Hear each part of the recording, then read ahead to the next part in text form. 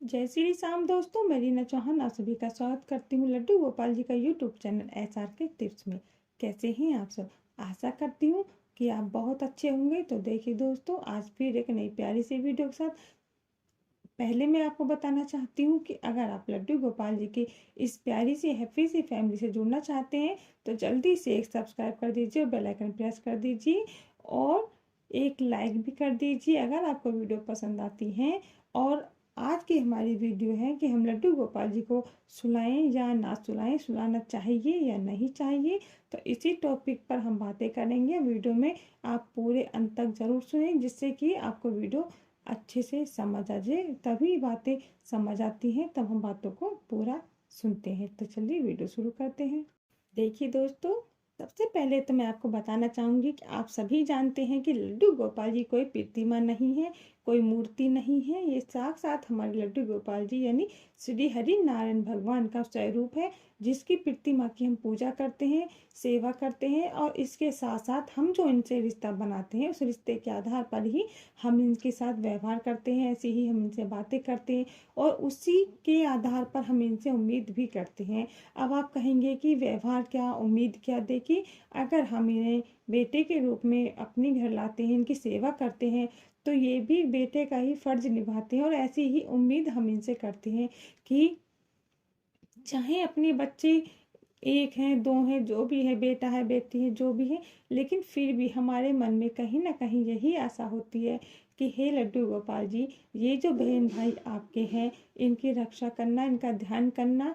इसके साथ साथ हम ये भी उम्मीद इनसे रखते हैं कि जब भी हमारा कोई अंत समय आए, देखिए जिस तरह से इस दुनिया में आना सच्चाई है तो जाना भी सच्चाई है, हर किसी को जाना भी होता है। तो बस यही एक उम्मीद होती है कि हमारी अंतिम क्रिया का जो संस्कार होता है वो हमारे लड्डू गोपाल के ही हाथों से हो। लेकिन जिसके मन में ये निश्चय बन ही जाता है तो कहीं ना कहीं लड्डू गोपाल जी अपने इस फर्ज को भी निभाते हैं और वो किसी ना किसी रूप में अंत समय में आते भी हैं। आपने ये कई बार सुना भी होगा और कहीं ना कहीं आपने ये खुद देखा भी होगा। देखिए, आपको मेरी बातें अजीब लग रही होंगी, लेकिन जो हमारे बाल गोपाल की चमत्कार को साक्षात देखते हैं, ये उन बातों को समझते हैं। और हो सकता है कहीं ना कहीं ये महसूस भी किया हो कि वो अपने बेटे होने का फर्ज किस तरह से निभाते हैं। और जो आपके बेटा बेटी होते हैं उन्होंने भी कहीं ना कहीं इस बात का एहसास किया होगा, तो इसमें कोई संदेह नहीं है। तो इसलिए मैं आपको बताना चाहती हूँ कि आप लड्डू गोपाल जी को कोई प्रतिमा या कोई मूर्ति ना समझे, भगवान ना समझे। ये हमारे साक्षात बाल गोपाल है, हमारे पुत्र हैं, हमारे भाई हैं, हमारे पिता हैं। जिस रूप में भी आप इन्हें मानते हो उसी रूप में ये हमारे सामने आते हैं। फर्क सिर्फ इतना है, देखिए हम इंसान हैं, कलयुग में हमने आकर जन्म लिया है। तो इस घोर कलयुग में, पाप से भरे इस कलयुग में हमारे बाल गोपाल के साक्षात दर्शन हमको नहीं होंगे। त्रेता युग में, सतयुग में जो भगवान के दर्शन होते थे, यज्ञ कर कर, हवन कर कर, पूजा पाठ कर कर दर्शन हो जाते थे, घोर तपस्या कर कर दर्शन हो जाते थे। लेकिन इस कलयुग में सिर्फ एक यही सत्य है कि भगवान के दर्शन अगर आपको करने हैं तो सिर्फ मनो के भाव से, मन में ही उनके दर्शन करने होंगे। और जो मन में, हृदय में इनको बसा लेता है तो उसी के सामने ये आते हैं और एहसास उनको दिलाते हैं कि मैं आपके ही पास हूँ, आपसे दूर नहीं हूँ। और जो हम इनसे उम्मीद करते हैं, अगर हमारा मन एकदम साफ है, कोई लोभ लालच नहीं है, तो ये हमारे लड्डू गोपाल जी हमारी उस मनोकामना को पूरा भी जरूर करते हैं, हर मुसीबत से निकालते हैं, हर मुसीबत में हमारा साथ भी देते हैं।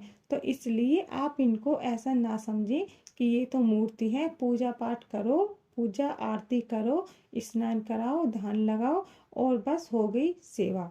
ठीक है, कि ना नहलाना, ना धुलाना, ना भोग लगाने की ज़्यादा व्यवस्था करते हो, ना कोई फिक्र करते हो इनकी सुलाने की, बिठाने की, उठाने की, घुमाने की।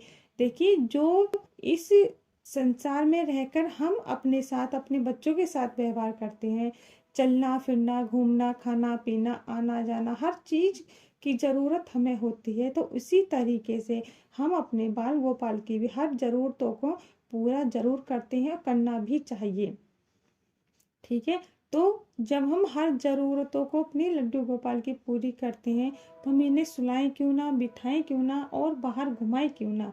क्योंकि बहुत लोग इस बात का एतराज़ करते हैं कि लड्डू गोपाल जी का तमाशा बना रखा है, लेकर हाथ में घूमते हैं, टोकरी में लेकर घूमने चल देते हैं। देखिए, हम जानबूझकर या जो भी इनके भक्त हैं वो जानबूझकर इन्हें नहीं घुमाते हैं, उन्हें कोई शौक नहीं है, ये कोई पागलपन नहीं है। लेकिन अगर इनको ना घुमाएं तो ये किस तरह से नाराज हो जाते हैं, ये तो वही भक्त जानते हैं जिनसे ये नाराज होते हैं, जो इनके इस नाराजगी का एहसास करते हैं। तो इसलिए कहने वालों की बातों पे ना जाएं। तो आप अपने बाल गोपाल को सुलाने के लिए भी ज़रूर इनकी व्यवस्था रखें, क्योंकि इनको भी थकान होती है और आंखें इनकी मोटी मोटी हो जाती हैं, थक जाती हैं। आप इस बात को एहसास ज़रूर कर कर देखिए, कहीं ना कहीं आपको ये दिख ही जाएगा कि हमारे बाल गोपाल की आँखों में जो नींद भरी हुई है और जो थकावट है, तो वो आपको नज़र आ ही जाएगी। इसलिए आप अपने बाल गोपाल को सुलाने की व्यवस्था ज़रूर रखें। दिन में अगर आपको टाइम मिलता है, आप लेटते हो, तो आप अपने बाल गोपाल को भी ज़रूर थोड़ी बहुत देर के लिए आराम कराएं, क्योंकि बैठे बैठे इनको भी थकान होती है, ये भी परेशान होते हैं। सिर्फ अगर आपको ये लगता है कि आपको महसूस नहीं होता है, आपको पता नहीं चलता, तो इसका मतलब ये होता है कि आप अपने बाल गोपाल की भक्ति को मन से ध्यान से नहीं करते हो, जिसकी वजह से वो अपनी कोई भी परेशानी आपको एहसास नहीं दिलाना चाहते हैं, नहीं बताना चाहते हैं। क्यों? क्योंकि आप उनकी किसी भी परेशानी का एहसास करना ही नहीं चाहते हो। इसलिए लड्डू गोपाल जी आपको अपनी परेशानी का एहसास कराना नहीं चाहते। अगर आप चाहते हो कि आपके बाल गोपाल आपकी भक्ति को, पूजा को, आपकी प्रेम भाव को स्वीकार करें, समझें, तो आप उनकी हर पल हर परेशानी को महसूस करने की कोशिश कीजिए और उनको अपना समझिए। तभी आपको उनकी हर परेशानी दिखाई देगी, उनका हर एक चमत्कार आपको दिखाई देगा। हर दुख में, हर सुख में वो जिस तरह से आपके लिए तत्पर तैयार रहते हैं, वो सब आपको महसूस होकर जरूर दिखाई देगा। तो आप इस बात का जरूर ध्यान करें और किसी की बातों में आकर लड्डू गोपाल जी के साथ मनमुटाव ना करें और उनकी पूजा पाठ पर, उनकी भक्ति पर, उनकी सेवा पर विशेष ध्यान दीजिए। चाहे 10 काम आपको घर के छोड़ने हो, लेकिन उनकी सेवा के लिए तत्पर तैयार रहिए। इसी के साथ जय श्री श्याम, राधे राधे।